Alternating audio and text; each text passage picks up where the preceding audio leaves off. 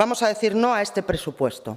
Y vamos a decir no porque este es un presupuesto lambanista. Es un presupuesto lambanista, en primer lugar, porque la tramitación revela la prepotencia, la soberbia y la falta de respeto a los grupos de la oposición, pasando por encima de todas y cada una de las enmiendas de los grupos parlamentarios sin debate, sin negociación y con un desprecio absoluto a las formas.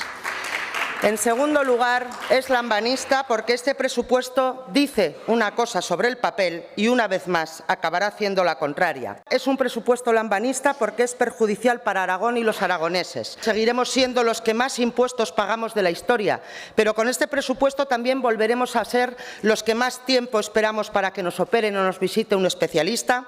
Nuestros hijos seguirán recibiendo una enseñanza de peor calidad, seguiremos teniendo las peores prestaciones y servicios para la dependencia de España. Seguiremos circulando por las peores carreteras de España. Eso sí, nos podemos alojar en un hotel de 5 estrellas pagado con plusvalías urbanísticas.